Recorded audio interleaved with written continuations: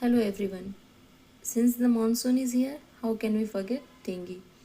So welcome to another video. Dengue. The mosquito doesn't kill you, your immune system can.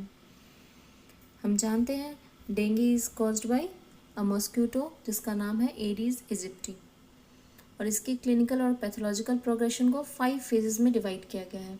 First is the incubation phase जो 0 से 3 days का है. Then the febrile phase 4 to 6 days का. Critical phase 7 to 10 days का and then the recovery phase. तो आइए देखते हैं कंप्लीट साइकिल ऑफ डेंगू. सबसे पहले फीमेल एडीज मॉस्किटो हमें बाइट करती है और अपने सलाइवा में जो डेंगू वायरस रखा है उसने वो रिलीज़ करती है और ये डेंगू वायरस हमारे ब्लड स्ट्रीम में एंटर कर जाता है और वहाँ जो लोकल इम्यून सेल्स हैं जैसे कि मोनोसाइट्स, मैक्रोफेजेस, डेंड्राइटिक सेल्स उनको इन्फेक्ट करता है.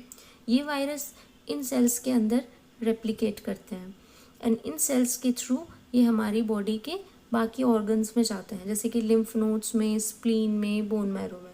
Till now the patient is asymptomatic, कोई भी सिम्टम नहीं है. उसके बाद हमारी इम्यून सिस्टम इसके अगेंस्ट रिएक्ट करना शुरू करती है और वो रिलीज़ करती है साइटोकाइंस जिसके वजह से सारे सिम्टम्स आते हैं जैसे कि fever, headache, body pain and other symptoms. और meanwhile this virus replicates in the cells and multiply करता है and increase the viral load. तो ये हो गया second phase, that is the febrile phase. And now comes the critical phase जहाँ पे जो भी हमारे इम्यून सिस्टम साइटोकाइंस रिलीज़ कर रहे हैं इसकी वजह से the blood vessels become leaky, platelet drop हो जाती है, patient undergoes bleeding, shock, organ impairment.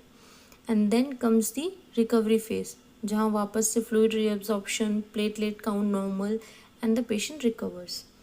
But ये स्प्रेड कैसे होता है? तो जब ये वायरस हमारी ब्लड स्ट्रीम में एंटर कर गया और फिर कोई अनदर एडीज मॉस्किटो अगर हमें बाइट करती है तो ये ब्लड कंटेनिंग द वायरस उस एडीज मॉस्किटो के अंदर चला जाता है, उसके मिड गट में चला जाता है along with the blood meal. And now the virus replicates in the mid गट.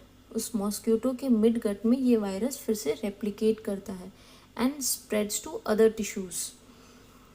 और फिर ये वायरस उसकी मिड गट से होता हुआ उसके सलाइवरी ग्लैंड्स में चला जाता है आफ्टर रेप्लिकेशन.